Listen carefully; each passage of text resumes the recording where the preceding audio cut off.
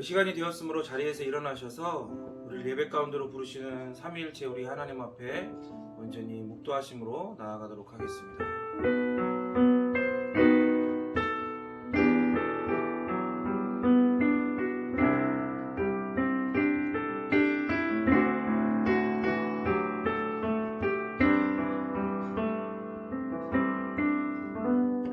그러므로 형제들아, 내가 하나님의 모든 자비하심으로 너희를 권하노니 너희 몸을 하나님이 기뻐하시는 거룩한 산 제물로 드리라. 이는 너희가 드릴 영적 예배니라. 아멘. 성부, 성자, 성령 삼위일체 우리 하나님의 이름을 찬양합니다. 우리로 하여금 일주일간 우리를 지키시고 우리와 함께 하시며 우리로 하여금 이 거룩한 날 하나님 앞에 온전히 예배할 수 있도록 우리를 불러 모아주시고 우리로 하여금 한 마음으로 한 신앙 안에서 한 고백 안에서 하나님만을 온전히 예배케 하시니 감사합니다. 이 시간 하나님께서 가르쳐 주신 대로 삼위일체 우리 하나님에게만 하나님이 가르쳐 주신 그 방법과 그 태도를 가지고 그 마음을 가지고 온전히 예배하게 하옵소서. 거룩하신 예수 그리스도의 이름으로 기도드립니다. 아멘. 우리 사도신경으로 자리에 앉으시고 사도신경으로 삼위일체 우리 하나님을 향한 우리의 신앙을 고백하겠습니다. 전능하사 천지를 만드신 하나님 아버지를 내가 믿사오며 그 외아들 우리 주 예수 그리스도를 믿사오니 이는 성령으로 잉태하사 동정녀 마리아에게 나시고 본디오 빌라도에게 고난을 받으사 십자가에 못 박혀 죽으시고 장사한 지 사흘 만에 죽은 자 가운데서 다시 살아나시며 하늘에 오르사 전능하신 하나님 우편에 앉아 계시다가 저리로서 산자와 죽은 자를 심판하러 오시리라. 성령을 믿사오며 거룩한 공회와 성도가 서로 교통하는 것과 죄를 사해 주시는 것과 몸이 다시 사는 것과 영원히 사는 것을 믿사옵나이다. 아멘. 우리 찬양 2장으로 삼위일체 우리 하나님 이름을 높여 드리겠습니다.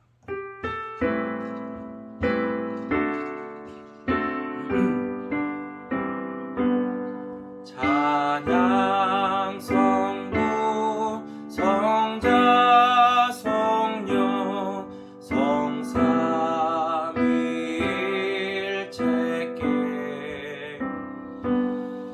영원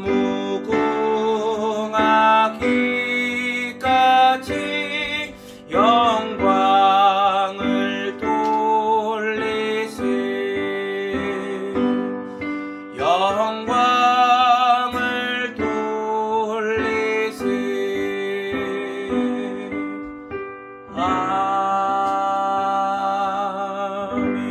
아멘. 우리에게 주신 십계명 말씀을 같이 함께 받들어 읽도록 하겠습니다. 십계명 말씀 제1은 너는 나 외에는 다른 신들을 내게 두지 말라. 제2는 너를 위하여 새긴 우상을 만들지 말라. 제3은 너는 내 하나님 여호와의 이름을 망령되게 부르지 말라. 제4는 안식일을 기억하여 거룩하게 지키라. 제5는 내 부모를 공경하라. 제6은 살인하지 말라. 제7은 간음하지 말라. 제8은 도둑질하지 말라. 제9는 내 이웃에 대하여 거짓 증거하지 말라. 제10은 내 이웃의 집을 탐내지 말라. 아멘. 이 말씀 앞에 우리의 삶을 비추며 우리의 연약함과 허물과 그리고 우리의 죄악들을 낱낱이 빠짐없이 성령님께서 말씀하시는 그 모든 말씀 앞에 동의하며 회개하며 나아가도록 하겠습니다. 기도하겠습니다. 하나님을 사랑하고 이웃을 사랑하라고 주신 율법의 말씀 앞에 나는 여전히 나로서만은 여전히 연약하고 허물 많고 죄악이 가득한 모습들을 가질 수밖에 없습니다.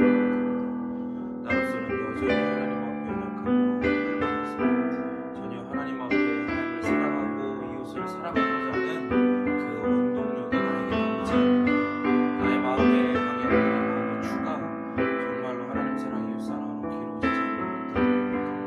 내가 내 안에 주신 예수 그리스도의 그 놀라우신 공로와 나를 정말로 나의 모든 죄를 영단번에 대해서 사하여 주시고 그리고 그 은혜로 말미암아 나로 그렇게 하나님의 은혜에 합당한 사람으로 살아가게 하시는 그 힘을 공급하심을 믿사오니 이 시간 나의 모든 죄악과 나의 모든 연약함과 허물을 그리스도의 십자가 바람으로 다시금 내려놓습니다.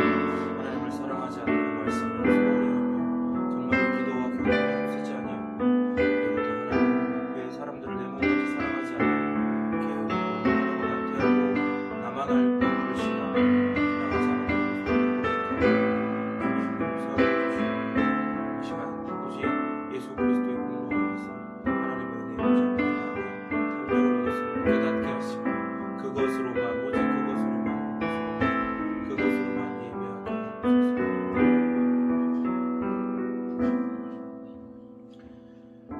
하나님 말씀 앞에 우리를 비출 때 여전히 우리는 우리로서만은 전혀 하나님을 그리고 이웃을 사랑할 수 없음을 다시금 발견합니다. 그러나 우리의 모든 죄악, 하나님을 사랑하지 않고 이웃을 사랑하지 않았던 우리의 죄악과 연약함과 허물을 그리스도께서 그 영단번의 제사로 십자가에서 대속하시고 피 흘리심으로 말미암아 완전히 사하시고 하나님 앞에 그리스도 안에서 우리로 하여금 의롭다 칭함받고 선언받게 하셨음을 믿사오매 우리로 하여금 우리가 일주일간 하나님 앞에 연약함과 허물과 죄악을 보여드린 그 모든 것들을 다시금 그리스도의 그 영단번의 제사 앞에 내려놓게 하시고 성령 하나님께서 우리로 하여금 그리스도 안에서 완전히 용서받고 용납받았다라고 하는 것을 깨닫게 하시고 그것을 다시금 확신하게 하사 그 사죄의 확신과 기쁨 안에서 오직 그리스도께서 이루신 모든 것들만을 의존하여 이 시간 예배하게 하옵소서. 거룩하신 예수 그리스도 이름으로 기도드립니다. 아멘. 오늘은 말씀 바로 보도록 하겠습니다. 오늘 우리에게 주신 말씀은 마태복음 강해 83번째 11장 16절에서 19절 말씀입니다. 11장 16절에서 19절 말씀 우리 같이 함께 한 목소리로 천천히 받들어 읽도록 하겠습니다. 시작. 이 세대를 무엇으로 비유할까? 비유하건대 아이들이 장터에 앉아 제 동물을 불러 이르되 우리가 너희를 향하여 피리를 불어도 너희가 춤추지 않고 우리가 슬피 울어도 너희가 가슴을 치지 아니하였다 함과 같도다.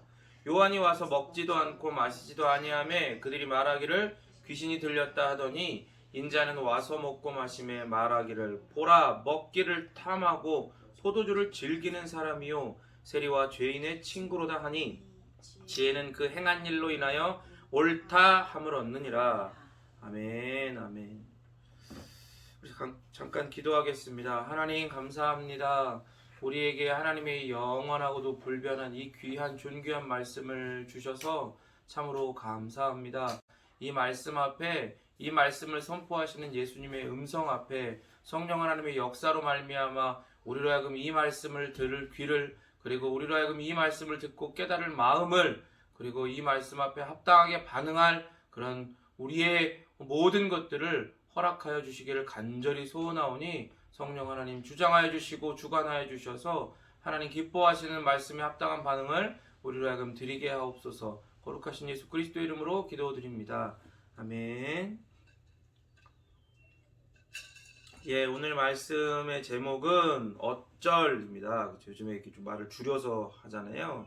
그래서 사실은 제목이 어쩌라고였어요.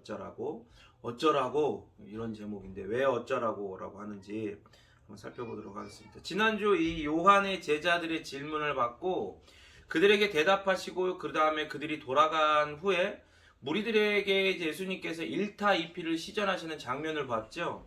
요한에 대한 오해를 이렇게 바로잡아 주시고 그리고 요한이 마지막 선지자로서 이렇게 가리키고 있는 메시아이신 예수님, 그 예수님 당신에 대한 오해까지 이렇게 바로 잡으시잖아요.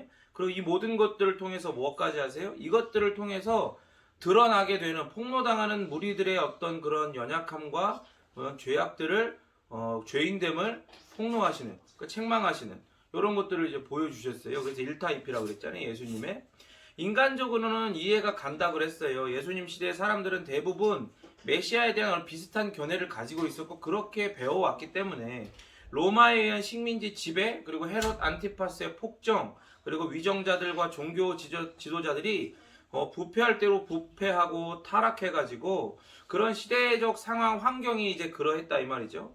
그런데 거기다가 몇 세기 만에 이제 예언자이자 선지자인 세례 요한이 나타났어요. 그리고서 그 세례 요한도 포커스가 뭐에 맞춰져 있습니까?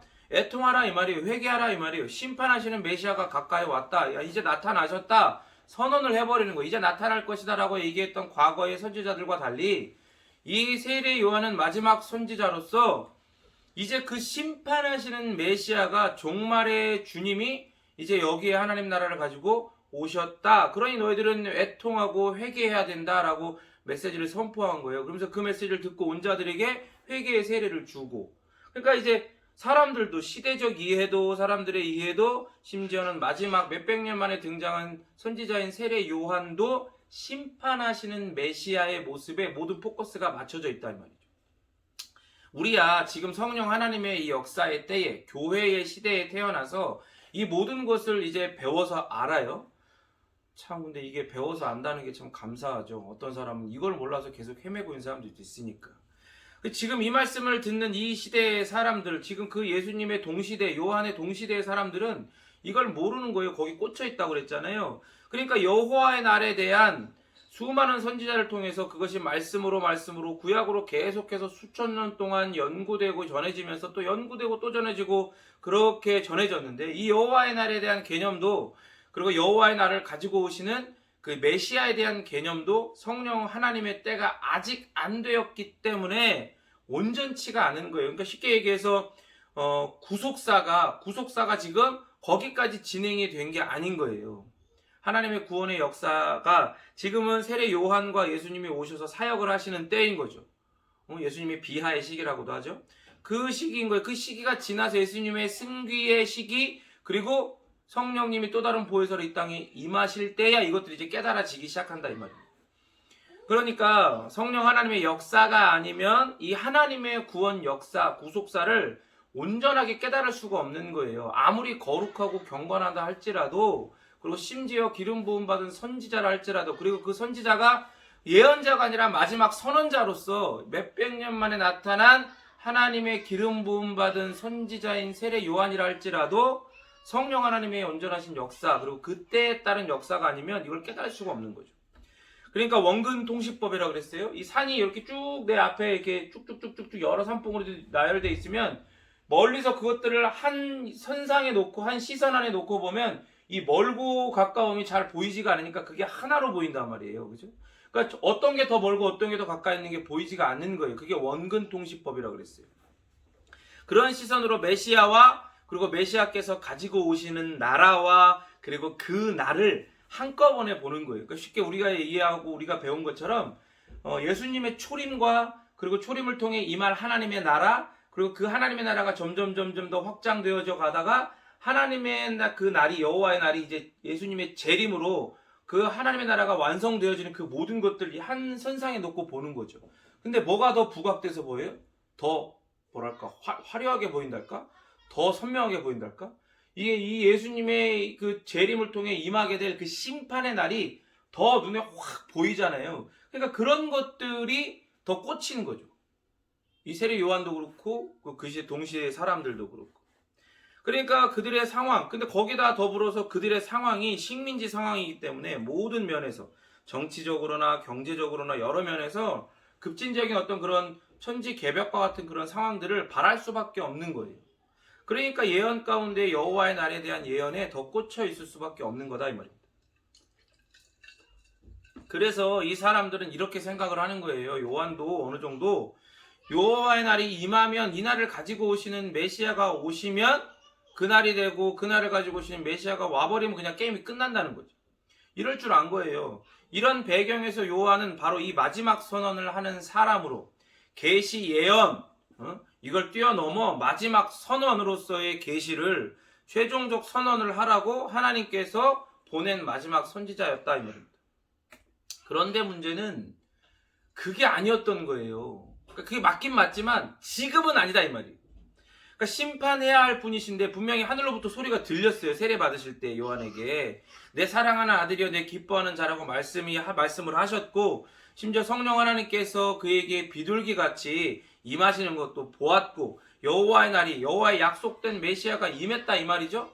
그런데 정작 사역은 들어 엎어버리고 막 그런 게 아니라, 심판하는 게 아니라 막 보듬고 고쳐주고 회복시켜서 되돌리는 사역을 막 하시는 거예요. 그래서 요한은 제자들을 통해서 질문을 하는 겁니다. 요한의 질문은 사실 결론적으로 말하면 예수님의 메시아이심을 의심한 질문이 아닌 거예요. 그러니까 이게 무슨 말이냐면, 예수님 당신이 우리가 바라는 그런 메시아가 아니라 다른 종류의 메시아이십니까? 그러니까 그 선명하게 보았던 심판의 날, 여호와의 날에 임하실 예수님 말고, 여보, 그 메시아가 아니라 오셔서 회복시키시고 놀랍게 역사하시는 그런 회복의 주님으로 오시는 그런 부분, 희미했던 그런 메시아이십니까? 라고 떨리는 질문을 하고 있는 거예요. 세례 요한이. 그러니까 그런 이 모든 장면을 보면서 요한을 오해하고 있는 자들이 왜 오해하게 된 건지를 그들의 본질을 꿰뚫어 보시면서 예수님은 지금 지난주, 지지난주부터 계속해서 말씀하고 계시는 거거든요. 그들이 요한을 오해하고 예수님을 오해하는 것은 결론적으로 말하면 결국 그들의 죄를 낳은 욕망 때문이에요. 욕심 때문에.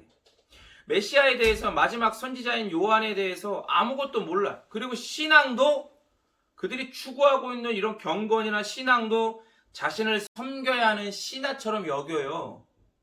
신앙이라고 하는 게 제가 항상 말하잖아요. 믿을 신자에 발할 앙자라고. 자기가 믿고 바라는, 그러니까 대상이 있는 거예요. 그런데 그 대상이 있는 신앙조차도 자기가 그 위에 있는 거예요. 신앙 위에. 자기가 그 신앙을 결정하는 거예요. 그래서 결국 메시아도 뭐 삼아요? 결국 수단 삼아요. 쉽게 얘기하면 그 마법의 램프처럼, 램프 요정인 지니처럼 메시아를 삼으려고 하는 거예요. 그래서 그런 군중들을 예수님은 지금 책망하고 계시는 겁니다. 자신의 욕망에 빠져가지고 마지막 이정표인 요한과 그리고 구원자이신 예수님을 오해하고 있는 이들의 모습은 마치 포레스트 검프라고 하는 영화에 나오는 사람들과 같다는 생각들을 했습니다. 그 지능지수가 75밖에 되지 않는 포레스트 검프라는 소년이 있었어요. 이제 영화입니다. 그 소아마비로 발에 장애가 있어서 놀림을 받고 왕따를 당하는데 어렸을 때 거기서 도망치면서 막 달리다 보니까 아픈 다리를 끌고 막 달리다 보니까 다리가 나았어요. 그리고 달리기를 잘하게 돼. 그 포레스트 검프는 지능이 낮지만 열정만큼은 그 누구보다도 강한 사람으로 표현이 되거든요. 그래서 자기가 하고 싶은 것, 이루어야 될 목표 이런 걸 깨닫게 되면 거기에 대해서 주저없이 뛰어가는 거예요. 돌진하는 거예요. 그런데 그가 어느 날 갑자기 뛰고 싶은 충동을 느끼게 돼요. 자기가 사랑했던 첫사랑이 자기를 떠나게 되거든요. 그러고 나서 자기가 도대체 그러면 내 인생의 목표는 뭔가, 내 인생의 목적은 뭔가, 그거를 알고 싶었기 때문인지 막 쉬지 않고 달려. 자기가 잘할 수 있는 게 그밖에 없으니까 쉬지 않고 달려요. 수염도 머리도 막 이런 거 막 만지지 않고 계속 달리는 거예요. 그런데 그를 처음에는 사람들이 이상하게 생각하다가 이제 미국에서 이제 배경이 미국이니까 미 대륙을 계속 뛰는 거야. 그냥 계속 뛰니까 처음에는 사람들이 이상한 놈이다 그렇게 생각하다가 그에게서 뭔가를 느끼는 거죠. 자기들 나름대로 뭔가를 느껴요. 그러면서 막 그를 따라서 뛰기 시작하는 거예요. 아무 이유도 모른 채. 도대체 포레스트 검프가 왜 뛰는지 몰라요. 그냥 막 따라다녀. 막 그를 추앙하면서 막. 그래서 얼마나 뛰냐. 포레스트 검프가 3년 2개월 14일 16시간을 뜁니다. 그렇게.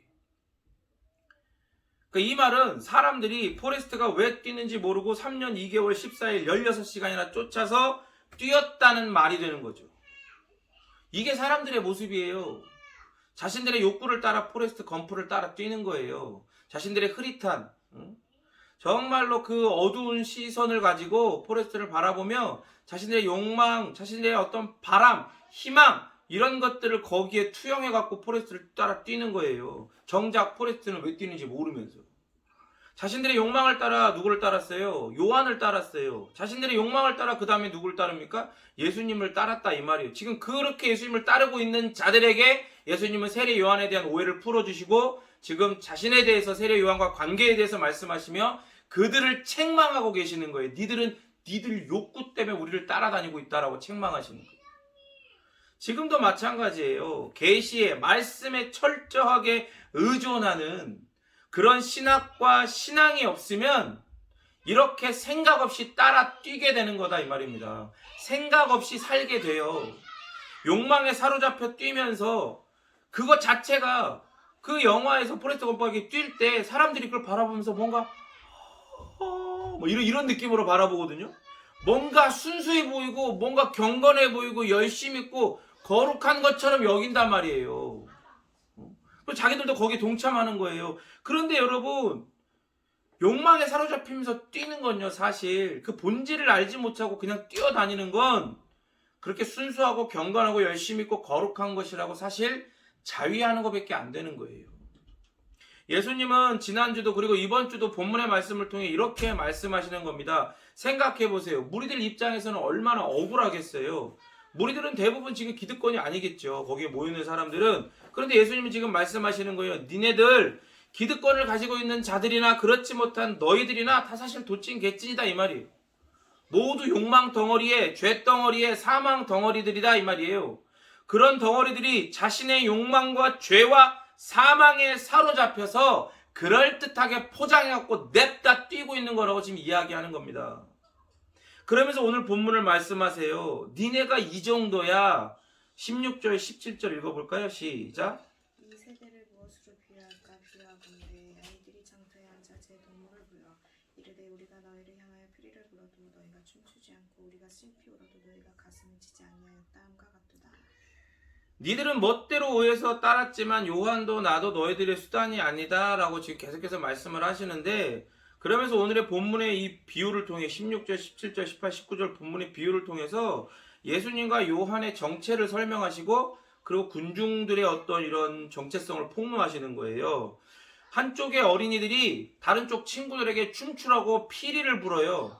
그리고 또 그 다음에는 울라고 먼저 애곡하는 거예요. 애통하고 막 곡소리를 내면서 우는 거예요. 그러니까 전자는 피리 부르고 춤추라고 피리 부는 거는 결혼 놀이를 보여주는 거죠. 그리고 후자는 장례식 놀이를 가리키는 거예요. 피리를 부는 아이들이 요한과 예수님이 춤추지 않고 울지 않는 아이들이 이 세대다라고 하는 사람도 있고 그 반대라고 하는 사람도 있어요. 이해가 되죠? 그러니까 그렇게 놀으라고 우리 결혼 놀이하자, 그리고 장례식 놀이하자 와갖고 피리 불고 먼저 애곡하는 사람들이 그게 이 세대다. 그리고 책망 당하고 있는 게 이제 예수님과 요한이다 라고 하는 사람도 있고 그 반대라고 이야기하는 사람들도 있는데, 사실은 뭐가 맞냐면 본문을 살펴보면 예수님과 요한이 지금 책망을 당하고 있는 그런 아이들의 입장이고, 그리고 이 세대의 그 무리들, 이 세대 이스라엘 사람들, 이 세대의 사람들이 누구냐면 먼저 와갖고 사람들 애들 불러다가 세례요한과 그 예수님을 불러다가 야 내가 피리 불러줄게 춤춰, 내가 먼저 애국할 때까지 니네들 울어, 이렇게 이야기하고 있는 사람들이다 이 말이에요. 그 이유는 첫 번째로 16절에서 이 세대는 부르는 아이들이잖아요. 자신들의 놀이에 참여하지 않는 요한과 예수님에 대해서 불평을 한단 말이에요. 그러니까 울으라고 애국하고 그 전에는 춤추라고 피리 불어주는데 안 하니까 불평을 하는 거예요. 그러니까 요한에 대해서 오해하고 불평하는 무리들은 결국 예수님에게도 똑같이, 아니 더하게 반응을 하죠. 앞으로 계속해서 그것들이 펼쳐질 텐데, 두 번째로 예수님과 요한이 책망받는 아이들인 이유는 17절에서 아이들이 요구한 순서가 피리 부르면 춤추고 애곡하면 우는 거였잖아요. 그런데 이 아이들이 요한과 예수님을 가리키면 그 순서가 요한과 예수님의 활동한 순서와 반대가 돼요. 이게 무슨 말이냐면 요한은 먼저 와가지고 마지막 선지자로서 예수님을 가리키면서 뭐라 그랬어요? 벌써 하나님의 나라가 그 종말의 때, 자기의 생각으로 종말의 때가 임해버렸다. 너네 큰일 난 거야. 하나님의 나라가 왔어. 회개해야 돼. 왜 애곡하고 울어야 돼. 그렇게 선포하면서 그러한 사역을 했잖아요. 선포와 회개의 세례라는 사역을 했어요. 그리고 예수님은 동일한 메시지를 선포하셨죠. 회개하라, 천국에 가까이 왔다. 그런데 당신께서 메시아로서 임마누엘로서 이 땅에 오셔서 하나님의 나라의 회복을 경험케 하시는 사역을 마치 잔치와 같은 사역을 하셨잖아요. 그러니까 피리 불고 춤추는 그런 결혼식과 같은 잔치 같은 이 놀이는 예수님과 연결이 돼야 되고, 애곡하고 우는 것, 장례식과 같은 놀이는 요한과 짝을 이루어야 되는 거예요. 그런데 부르는 아이들이 요한과 예수님 이래버리면 벌써 순서가 바뀌는 거죠. 무슨 말인지 이해가 되죠? 피리춤은 요한이 되고 애곡과 울음은 예수님이 되어버리는 거예요. 그러니까 그게 아니다 이 말이죠. 그리고 마지막으로 왜 요한과 예수님이 부르는 아이들이 아니고 책망받는 아이들인가? 불평은 요한과 예수님이 아닌 이 세대의 사람들, 죄인들이 하는 것이기 때문에 그래요. 무슨 말이냐면 17절에서 불평하는 아이들은 18절, 19절에서도 불평하는 사람들로 연결이 돼요. 그죠? 보면 그 요한은 금욕적인 삶을 살았어요. 우리가 잘 아는 것처럼 사치스러운 왕국의 생활을 비판했단 말이에요. 근데 사람들이 그 요한을 책망하고 그에 대해서 불평하고 그를 판단했어요. 그들은 춤을 추게 하고 싶은 거예요. 누구를? 마지막 선지자를. 왕궁의 작자들이 그들의 씹을거리였단 말이에요. 사람들이 모여서 왕궁의 사람들, 그리고 왕궁과 붙어먹는 그런 종교 지도자들 막 씹어대는 거예요. 그런데도 불구하고 그렇게 씹어대면서도 그들의 욕망 안에는 항상 왕국의 모든 것이 선망의 대상인 거예요. 부드러운 옷 입는 자, 그 부드러운 옷 입는 거, 그게 그들의 선망인 거죠. 그들의 욕망인 거예요. 그래서 왕궁을 비판하는 요한에 대해서 불평하는 거, 이렇게 불평하는 거예요. 야, 씹어도 우리가 씹을 테니까 너는 우리한테 이런 복이, 부드러운 옷을 입는 이런 왕궁과 같은 복이 원래는 쟤네 게 아니라 우리 거라고, 하나님이 메시아를 보내서 우리에게 이 복을 이제 다시 가져다 줄 거라고 그렇게 외쳐라, 그렇게 춤춰라. 씹는 건 우리가 씹을 테니 너는 그 복을 외치고 춤춰라, 이 말이에요. 그런데 그렇게 해요, 안 해요? 요한은 안 그래요. 감옥에까지 끌려가잖아요. 왕궁 사람들 계속 지적하고 헤롯 안티파스의 그 악한 행동들을, 모든 것들을 지적하니까 감옥에 끌려가요. 그러니까 그런데도 계속 변하지 않고 그들이 말하는 대로 춤추지 않으니까 어떻게 해요? 계속해서 애곡하라 그러고 울라 그러고 회개하라 그러니까. 피리 불고 춤추라는데 요한은 피리 불고 춤추는 게 아니라 어떻게 해요? 하나님이 그에게 보내시고 보여주신 대로, 물론 약간의 오해가 있었지만 그걸 가지고 계속해서 회개하라 회개하라 얘기를 하잖아요. 그러니까 어떻게 하는 거예요? 그에 대해서 불평하고 오해하는 걸 보여주는 거예요. 그리고 울기보다 구원의 잔치로 반응하는 예수님에 대해서 또 불평하죠. 웃긴 거예요. 처음에는 뭐 어떻게 했어요? 아니, 잔치를 버리라고 선포해라. 잔치다, 우는 게 아니라 우리 잔치 버리자. 우리 씹어도 우리가 씹을 테니까 너는 춤추고 복을 선포해. 그런데 진짜 영원한 복을 선포하러 이 땅에 오셔갖고 영원한 복을 막 선포하시고, 영원한 복인 영생인 하나님의 나라를 막 선포하시고 하나님의 나라의 회복을 막 경험시켜주고 계시는데, 그런 예수님한테 어떻게 하는 거예요? 니네 나는 왜 울라고 하는데 왜 울지 않고 자꾸 왜 춤추려고 그러는 거야? 왜 잔치를 벌이는 거야? 그렇게 하는 거예요. 이상해요. 그게 무슨 말이냐? 자신들이 경건의 척도로 삼고 있는 것들을 무시하고 있는 거예요, 지금. 그러니까 얘네들이 얼마나 위선적인 모습이냐? 자기들한테 선민의식을 가지고 있잖아요? 경건을 추구하잖아요?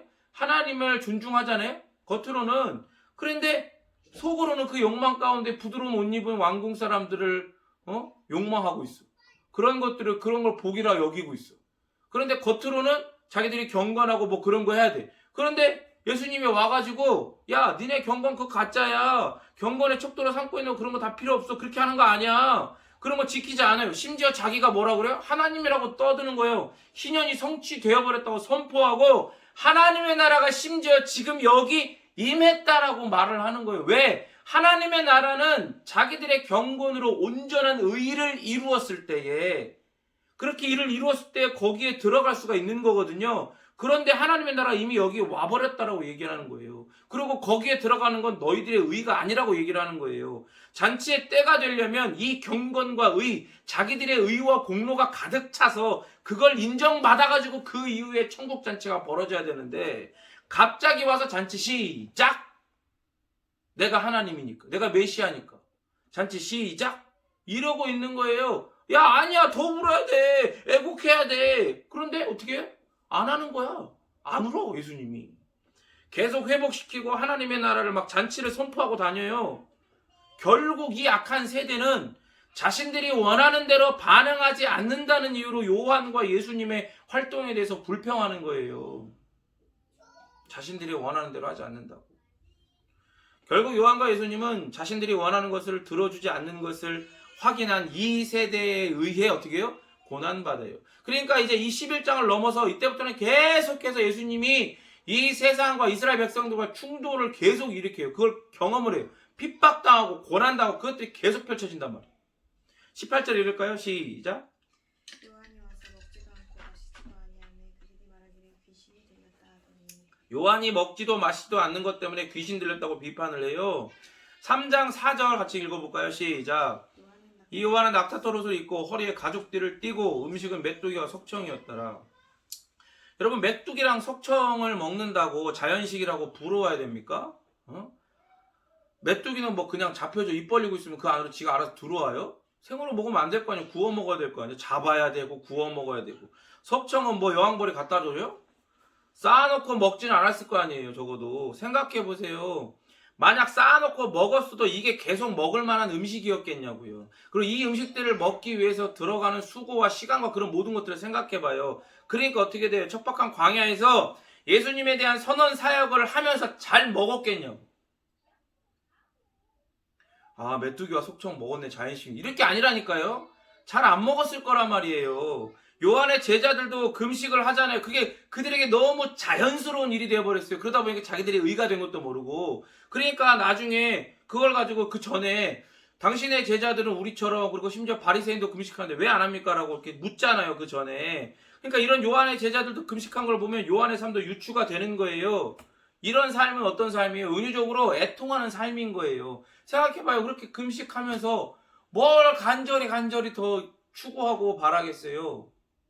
자신에게 주신 그 말씀, 그 예언, 그 선언을 가지고 이미 임했는데 이 백성 놈의 새끼들은 정신이 나가가지고 자신의 욕망에 사로잡혀가지고 왕궁을 사모하고 부드러운 옷 입은 것만 사모하고 그런 거에 사로잡혀갖고 그냥 그러고 사는 걸 바라보니 얼마나 안타까워요. 그러니까 회개하라고, 하나님의 나라가 이 땅에 왔다, 여호와의 날이 이제 임했다, 그 날을 가지고 오시는 심판자 되시는 메시아이신 예수님이 오셨다라고 선포하면서 빨리 여기 와서 세례 받아라. 어떤 세례? 회개의 세례를 받으라고 얘기하는 거예요. 그런데 그런 것에 온전히 동의하지 않고 그런 회개할 마음 없이 그냥 어떤 그런 행위에만 집중되어 있는 그런 바리새인이나 이런 사람들이 찾아오니까 이 독사 새끼들 다 꺼지라고 얘기하는 거예요. 생각해보세요. 이런 은유적으로 애통하는 삶을 살고 있는데 피리 소리에 맞춰서 춤추고 먹고 마시라고 하는 그런 소리에 그래 그러자라고 하겠냐고요. 정반대의 생활을 하고 있는데 요한의 이런 금욕적인 생활은 반대로 백성들은 굶고 고열을 빨려도 잘 처먹고 마시며 춤추는 자들의 모습을 오히려 폭로하는 거예요. 그러니까 요한이 그런 삶의 방식, 요한의 존재 자체가 그런 종교 지도자들, 왕궁의 사람들한테는 막 눈에 가시 같은 거예요. 그냥 그 존재 자체가. 그러니까 귀신 들려가지고 금식으로 자기 몸 상하게 하고 있다고. 아니 세상에 귀신의 힘이 아니고서는 어떻게 저렇게 안 먹고 겨우겨우 근근히 조금씩 뭐 그것도 좋은 거 먹는 게 아니라 메뚜기 구하기 힘든 석청 이런 거 겨우겨우 어쩌다 한 번씩 먹고 저렇게 살아가냐. 말도 안 된다. 모함하는 거예요. 선민의식으로 사는 이스라엘 사람들에게, 그 중에 선지자 생각해봐요. 그것도 몇백 년 만에 간절히 하나님의 선지자를 기다리고 있는 그 사람들한테 몇백 년 만에 하나님께서 보내신 선지자를 지금 뭐라 그러는 거예요? 귀신 들린 사람이라고 모함하는 건 이건 진짜로 선 넘은 겁니다. 생각해요. 저 전에 얘기했잖아요. 세례 요한이 그렇게 마음 없이, 마음의 회개함 없이 그런 행위만 중시해갖고 세례 받으려고 찾아오는 그런 바리새인들한테 뭐라 해서 독사 새끼들이라고 얘기를 하잖아요. 그 왜 그런 거예요, 그게? 그거는 진짜 이스라엘에서 정말 가장 심한 욕이라고 했잖아요. 하나님의 선택받은 백성 민족한테 뭐라 그러는 거예요? 마귀 자식이라는 거, 다른 나라 백성이라는 거예요. 정반대 원수된 나라의 백성이라고 얘기하는 거니까. 근데 오히려 이 사람들이 누구한테? 세례 요한한테 지금 귀신 들렸다라고 하는 건 지금 그렇게 취급하는 거예요. 선 넘은 거죠. 그러니까 생각해봐요. 그러니까 세례 요한이 와서 선포한 게 뭐예요? 결국 하나님의 나라잖아요. 하나님의 나라는 곧 누구를 가리켜요? 메시아를 가리킬 수밖에 없는 거예요. 그러니까 이 사람이 귀신 들렸다라고 하는 건 뭐도 다 부정하는 거예요. 세례 요한이 선포한 하나님의 나라와 그리고 그가 선포한 선언한 오신 메시아에 대해서 다 부정하는 거나 마찬가지죠. 그러니까 이게 결국엔 나중에 이제 계속해서 11장 이후에 진짜 그러고 있는 게 보여지는 거예요. 많은 사람들이 요한의 모습, 사역, 메시지 이런 것 등에 호감을 느끼고 세례받기 요단강가로 나와요. 마치 포레스트가 막 그렇게 뛰어다닐 때 막 거지 같은 모습으로 수염도 길고 머리도 만지작고 막 그렇게 뛰는데 처음엔 이상하다가 뭘 계속 하니까 뭔가 있어 보여가지고 마치 뭔가 흘린 것처럼 막 끌려갖고 오는 것처럼 같이 막 따라다니는 거 뛰는 것처럼 그렇게 호감을 느끼고 와갖고 세례받기 요단강가에 나오죠. 하지만 종교 지도자들이나 헤롯으로 대표되는 정치 권력은 요한을 결코 호의적으로 대하지 않았어요. 마치 오늘 본문에서 예수님 말씀하시는 부르는 아이들 같은 거예요. 19절 읽어볼까요? 시작. 인자는 와서 먹고 마시며 말하기를 보라 먹기를 탐하고 포도주를 즐기는 사람이요 세리와 죄인의 친구라 피로다 하니 지혜는 그 행한 일로 인하여 옳다함을 얻는다. 예수님은 당신을 인자로 언급하시죠. 우리가 마태복음 살펴봤던 것처럼 예수님께서 당신을 인자라고 말씀하실 때는 굉장히 중요한 부분들이 있는 거예요. 요한과 다르게 먹고 마시는 행동 때문에 이제는 비난을 받아. 먹지 않으니까 귀신 들렸다고 막 매도하고 모함하고 막 불평하고 판단하고 했던 자들이 이제 예수님을 향해서 저거 처먹네? 막 이러면서 막 욕하는 거예요, 이제. 예수님과 제자들의 생활은 요한과 제자들의 생활과 달랐다고 아까 얘기했잖아요. 9장 14절 우리 봤던 본문들 한번 읽어볼까요? 시작.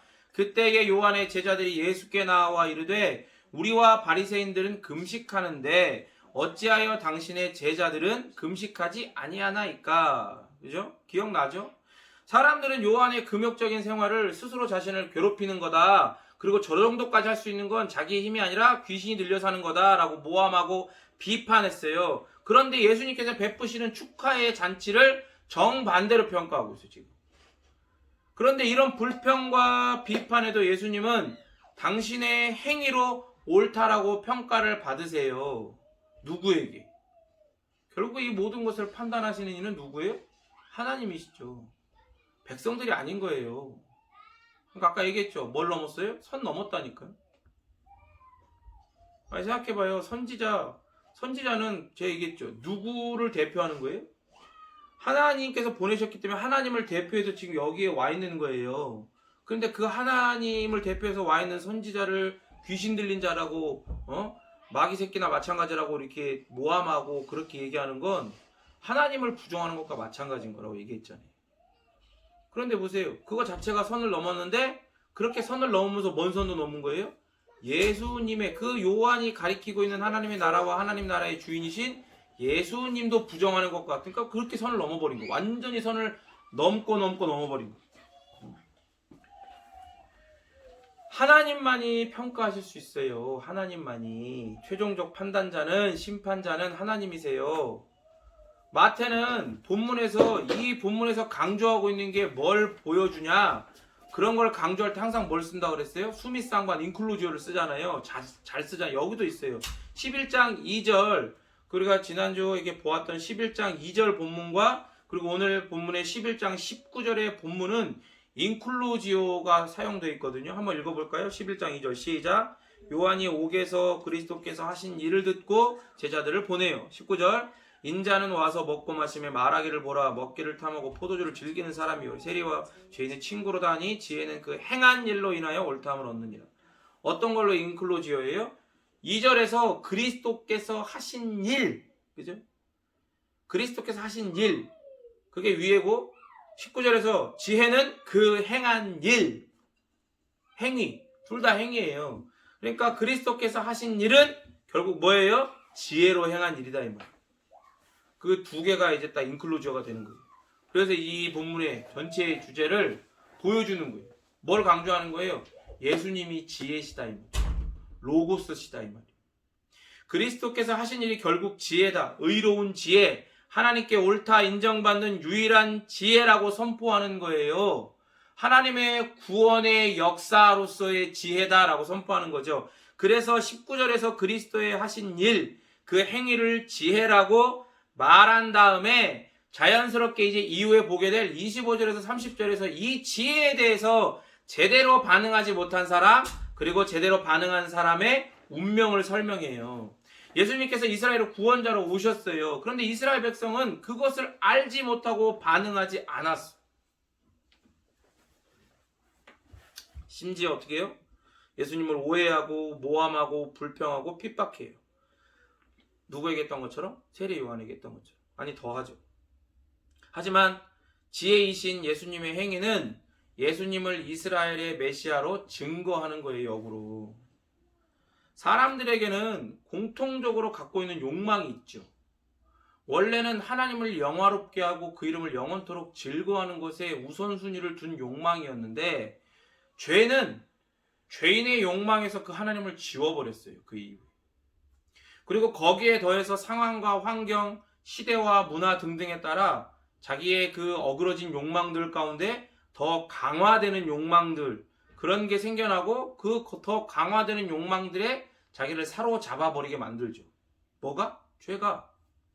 그래서 사람들은 자신들의 이런 신념이라 쓰고 어그러진 욕망이라고 읽는 것, 사실 욕망인 거예요. 아무리 거창하게 아무리 멋있게 포장해도 경건, 거룩 뭐 이딴 걸로 포장해도 욕망이다 이 말이에요. 어그러진 욕망, 죄로 인해 그렇게 읽는 것으로 예수님을 평가하는 거예요.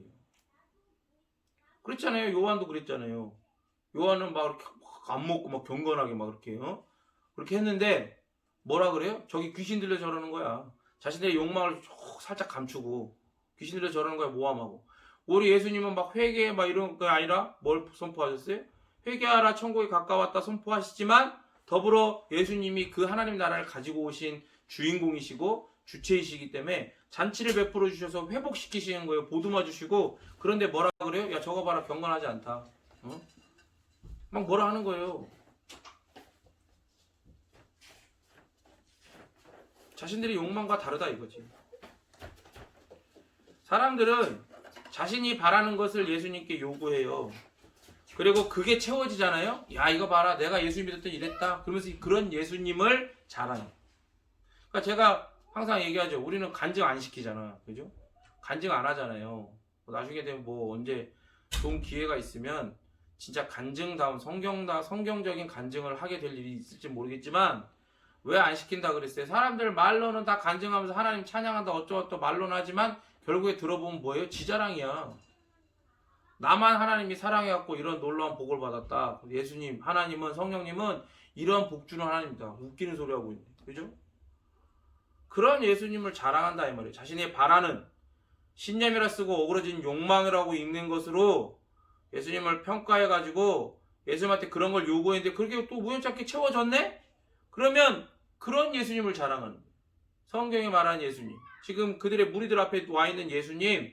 그런 예수님. 우리의 마음에 우리와 연합하시고 우리를 구원하신 예수님 말고 십자가를 지고 먼저 가셔서 너희들도 나를 따르려거든 자기 십자가를 지고 나를 따르라고 말씀하신 예수님 말고 자기들이 원하는 욕망을 채워주는 예수님을 자랑한다고요. 그런데 문제는 뭔지 알아요? 그것도 문제지만 그 욕망이 채워지지 않아. 그러면 어떻게 해요? 등 돌려요. 등 돌려. 여러분 잘 알아야 돼요. 지금은 코로나가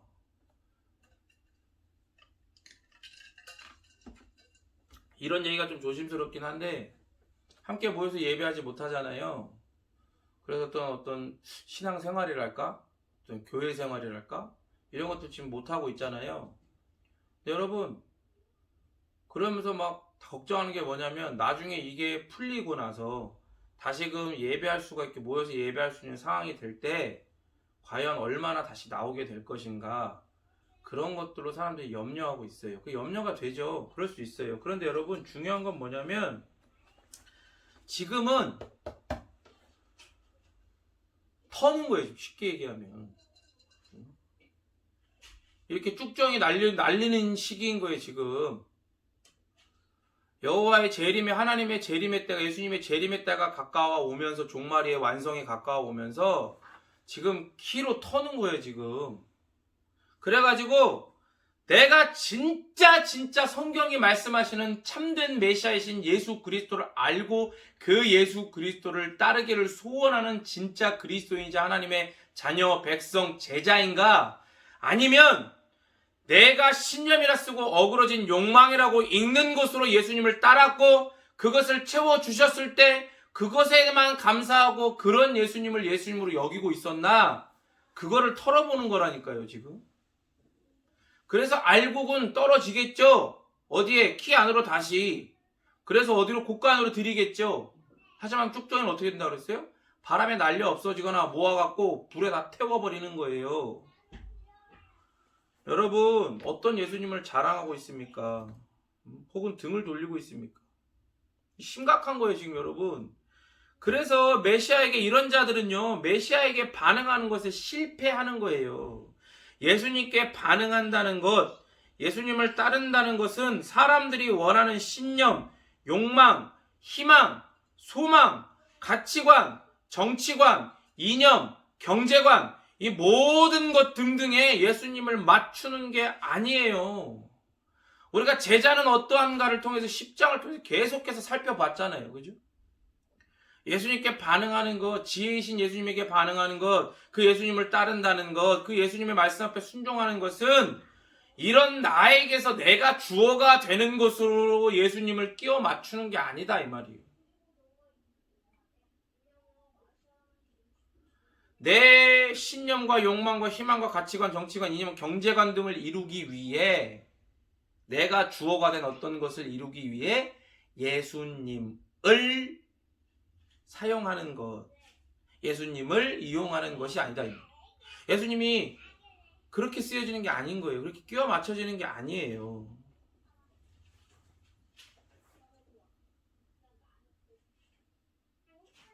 사람들에게 무엇이 필요한지 누가 아세요? 오직 예수님만 알아요. 우리가 뭔가 가전제품이 고장나면 어떻게 합니까? 어디로 들고 가요? 전화하고서. 그거를 만든 회사 AS 센터로 갖고 가잖아요. 왜? 그거를 만든 사람이 그걸 고칠 줄 아니까. 우리 고장난 거에 죄인은 완전히 고장난 것보다 완전히 파산되고 완전히 어그러지고 죽어있는 거예요. 그런 우리를 고치시고 회복시키시고 우리를 다시금 돌려놓으실 수 있는 분, 우리의 진정한 필요는 누구만 아세요? 우리를 창조하신 삼일체 우리 하나님만이, 우리의 구원자로 메시아로 이 땅에 오신 예수님만이 그걸 아신다 이 말이에요. 그래서 오셨어. 그래서 오셨다고요. 우리는 죽었다 깨나도 모르니까, 아니 이미 죽어 있으니까 알 수 없으니까, 그래서 살아있는 생명 되신 예수님이, 영원한 생명 되신 님이 이 땅에 오신 거예요. 우리가 모르기 때문에. 고장 나 있는데도, 파산되어 있는데도, 죽어 있는데도 모르기 때문에 오셨다 이 말이에요. 그래서 죽어 있는 우리에게 생명이 되어 주시고, 그래서 파산되어 있는 우리의 부요함이 되어 주시고, 고장 나 있는 우리를 회복시켜 주시고 치유하시는 거다 이 말입니다. 알지도 못하면서 당신은 왜 우리가 하라는 대로 하지 않습니까? 정신이 나간 거, 선 넘은 거예요. 당신은 우리의 필요 알아요? 모르죠. 우리의 필요 이건데 지금도 헛다리 짚고 있는 거예요. 지금 왜 춤추라고 피리 부는데 왜 춤 안 춰요? 왜 울라고 애곡하는데 왜 안 울어요? 우리가 원하는 대로 왜 안 해줘요? 거기에서 예수님 말씀하시는 거예요. 나는 알아. 아니, 나만 알기에 왔어. 알지도 못하면서 왜 이래라 저래라 하냐 너희들이야말로. 귀가 있으면 들으라는데 왜 안 듣냐? 하나님의 나라가 왔다고 했는데 왜 회개 안 하냐? 여러분, 우리의 필요가 무엇이든지, 우리의 욕망이 무엇이든지, 우리의 상황이 어떻든지, 우리의 환경이 어떻든지, 내 상태가 어떻든지, 그런 것과 완전하게 상관없이 우리의 필요가 무엇인지 아시는 영원한 불변한 지혜 되시는 예수님의 가르침에 반응하는 것이 최우선 순위입니다. 그게 영순위예요, 영순위. 이 예수님의 요구가 옳다는 게 우리의 생각과 우리의 욕망에는 지금 당장 내가 굶어 죽게 생겼고 내가 필요한 건 이거다라고 얘기하지만, 이 예수님의 요구가 옳고 내 욕구가 틀렸다라고 하는 건 결국 지혜이신 예수님의 행위들로 증거가 되고 증명되잖아요. 여러분, 믿지 않을래야 않을 이유가 없어. 예수님이 다 증거하신 거예요. 아니, 사실 예수님은 하나님이시기에 피곤하지만 전능하신 모습으로 바다와 파도와 바람도 잠잠케 하시는 그분이 말씀하시면 그냥 그걸로 된 거예요. 그런데도 불구하고 자신의 행위로, 자신의 삶으로 그것을 다 증명까지 하시잖아요. 증거까지 들이대시잖아요. 근데 그런 예수님 앞에서 춤 안 춘다고, 울지 않는다고, 선 넘어가고 판단하고, 왜 내 욕망대로 예수님 움직여주지 않냐고 얘기하면서, 도대체 우리는 뭘 근거로, 뭘 증명해갖고 예수님한테 그런 말도 안 되는 요구를 합니까? 예수님은 자신이 자신의 삶으로 증거하시지 않으셔도 우리에게 정당하게 요구할 권리를 가지고 계세요. 왜? 창조주시니까. 우리는 피조물이고. 그런데 우리는 우리에게 없는, 아무런 권리도 없는데도 불구하고 오히려 권리를 떠나 우리는 죄인이고 원수인데도 불구하고, 그리고 오히려 그런 자리에서 은혜로 격상되었는데도 불구하고 여전히 그 더러운 습관들이 남아가지고 요구하고 있는 거예요. 부당한 권리를 주장하면서. 예수님은 정당한 권리로 나를 따르라고, 나를 믿으라고 주장하시고 선포하시고, 우리는 뭐 어떻게 해요? 아니요, 저를 따라와야죠 라고 부당하게 우리를 권리를 주장하고 있다고요.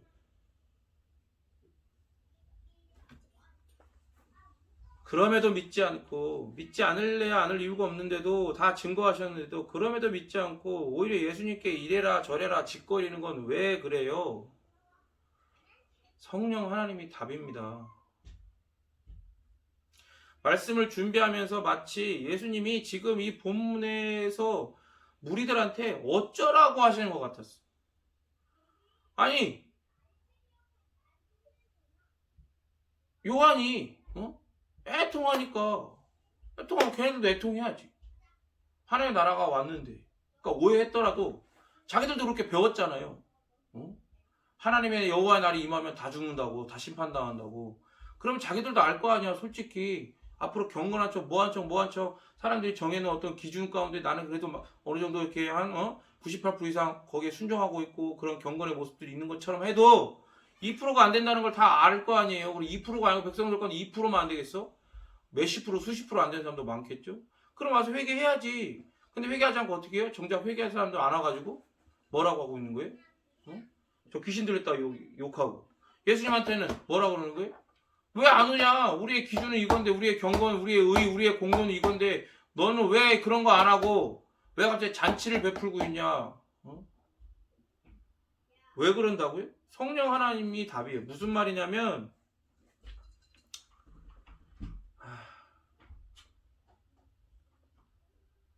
사실 예수님한테 어쩌라고, 예수님께서 어쩌라고 우리에게 이렇게 물으실 것이 아니라 이 세대가, 그리고 우리가 예수님을 알고 그분의 사역과 그분의 정체성과 그 모든 영광과 그 모든 것을 깨달아 그 앞에 탄식하며 우리가 어찌해야 합니까? 우리가 어찌해야 합니까? 라고 질문해야 돼요. 역으로.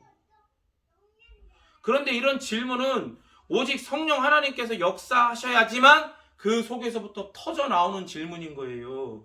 베드로의 복음 설교를 듣고 성령 하나님의 역사로 그 마음이 찔려가지고 사람들이 했던 고백과 같은 질문 기억나십니까? 사도행전 2장 36, 37절 읽겠습니다. 시작.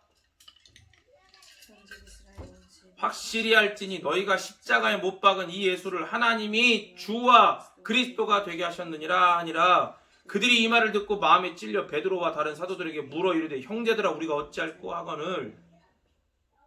우리가 어찌할꼬.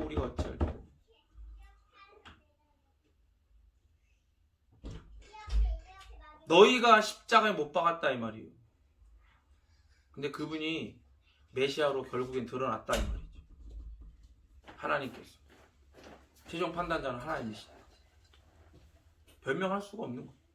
성령님 이걸 깨닫게 하시는 거예요. 이 설교를 선포할 때에 오순절 마가의 다락방에서 그렇게 성령의 충만한 임재를, 강림을 경험하고 뛰쳐나가서 사람들 앞에 막 선포하는 거예요. 예수님이 어떤 분이시고 결국에는 너희가 십자가에 못 박은 예수를 하나님이 주와 그리스도가 되게 하셨다. 정신 차려라 선 넘은 것들아. 얘기하니까 이 말을 듣고 그제서야 마음에 찔려요. 왜? 성령님이 그들 가운데 역사하시는 거예요. 베드로와 모든 사도들한테 물어가지고 형제들아, 형제들이라고, 형제들이래, 형제들. 우리가 어찌할까. 성령 하나님께서 예수님을 그 말씀을 통해, 복음을 통해 깨닫게 하시는 거예요. 예수님을. 그리고 그 말씀에 비답해 자신의 상태가 비춰지고 폭로되고 깨닫게 하셔야 이런 고백이 그 속에서 터져 나온다니까요. 그렇지 않으면 죄인은 답이 없어요. 예수님께 어쩌라는 거야, 어쩌라고 하는 반문만 받게 되는 거다 이 말입니다. 말씀을 준비하다가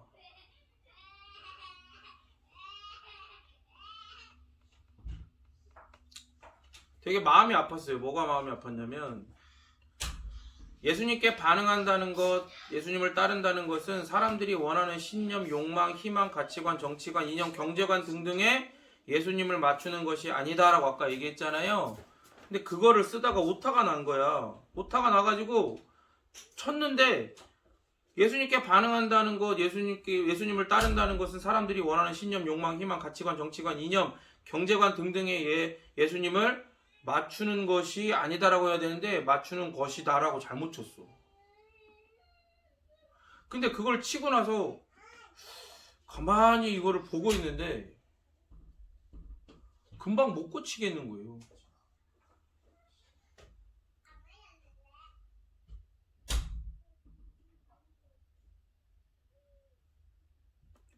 예수님의 하나님으로서의 그 시선 가운데 걸려있는 우리가 그 동시대 2세대뿐만이 아니라 예수님의 눈에 걸려있는 지금 이 세대, 이 교회, 우리, 나.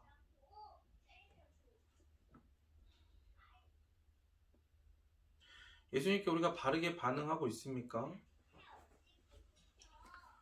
예수님을 따른다는 게 사람들이 원하는 신념이나 욕망이나 희망이나 가치관, 정치관, 이념, 경제관 등등의 예수님을 맞추는 거라고 오히려 얘기하고 있진 않아요. 말로는 아니어도 우리의 삶으로, 경건하지 못한 우리의 삶으로 그렇게 보여주고 있지 않냐 이 말. 쉽게 못 고치겠더라고. 가만히 잘못 쓴 거를 한참을 쳐다보고 있었어. 예수님을 맞추는 것이 아니다라고 써야 되는데 예수님을 맞추는 것이다. 우리도 모르게 우리 욕망 때문에 선을 넘고 있는 거예요.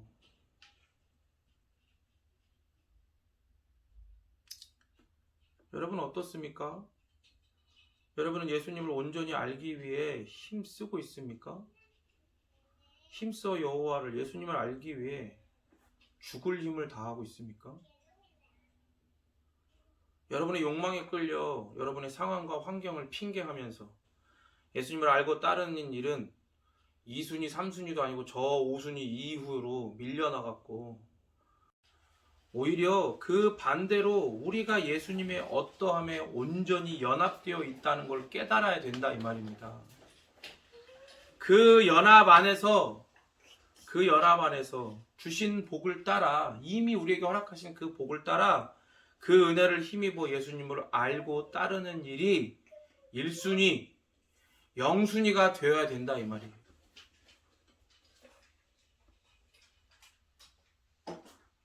제가 말씀을 선포하고 여러분 가운데 적용을 잘 얘기를 안 하잖아요. 저는 그것이 설교자의 몫이 아니라고 생각을 해요. 그것은 설교자와 듣는 이들 가운데 동일하게 거하시며 역사하시는 성령 하나님께서 듣는 자들 가운데에 말씀을 듣는 이들에게 역사하시는 그 역사의 결과라고 생각을 하거든요. 적용이. 설교자는 하나님의 말씀을 이 듣는 자들의 마음 가운데에 하나님의 말씀과 다리를 놓는 거라고 생각을 해요. 그 다리를 놨으면 거기를 오가면서 적용을 하는 것은 듣는 자들의 몫이라고 생각을 합니다. 근데 때로는 그런 생각도 들어요. 오늘 이 본문 말씀을 준비하면서 이 다리를 향하여서 고개를 돌리고 아예 쳐다도 보고 있지 않는 사람들에게는 이 다리를 바라보게 해야겠구나, 어떤 부분들은 적용을 하게 해야겠구나 하는 생각을 했습니다. 2021년이 시작됐습니다. 2021년 우리 베이직 교회가 2년이 됐죠. 이 본문의 말씀을 생각하면서 여러분, 우리가 경건 가운데 말씀과 기도와 이런 예배 이런 것 가운데 정말 목숨 걸며 예수님을 힘써 목숨 걸어 죽을 힘을 다해 알게 애쓰지 않으면 모르겠어요. 뭐 이제 백신이 개발되고 뭐 어쩐다 그래서 사람들이 희망적인 얘기들을 하는데, 제가 전에도 얘기했던 것처럼 여러분, 종말의 때가 예수님의 재림에 가까우면 가까울수록 이 모든 것들은 더 심해집니다. 좋은 날은 오지 않아요. 그런 의미에서 그 얘기는 우리가 이런 경건 가운데 정말 애를 쓰는 것뿐만 아니라 죽을 힘을 다하지 않으면 우리가 더 나은 상태가 되어지지 않는다는 걸 이야기하는 겁니다. 2021년에는 여러분들을 더 적극적으로 양육하겠습니다. 말씀이 명령하셨기에 여러분들 가운데 말씀을 보는 훈련, 그리고 기도하는 훈련, 그리고 말씀을 따라 깊이 하나님이 어떠한 분이신가, 예수님이 누구신지 힘써 알고 깊이 생각하는 훈련, 이런 것들을 여러분 가운데에 정당하게 동참하라고 여러분 가운데 요구하겠습니다. 여러분들도 만약에 내가 정말로 하나님께서 나에게 은혜를 베푸셔서 내가 하나님의 그 유효한 부르심을 듣고 거듭나 회개와 믿음을 경험한 회심의 문을 지나 회심적인 삶의 구조를 걸어가고 여러분 동의가 되신다면 여기에 여러분 동참하셔요. 그것만이 우리가 예수님이 우리의 어떠함에 끼워 맞춰지는 분이 아니라 나를 그리스도께 연합시켜 주셨다라는 걸 온전히 깨닫고 동의하며 거기에 순종하는 제자다운 모습의 삶을 사는 모습이기 때문에 우리 같이 함께 우리 말씀을 기억하며 또 우리 찬양 드리고 같이 함께 우리 기도하겠습니다.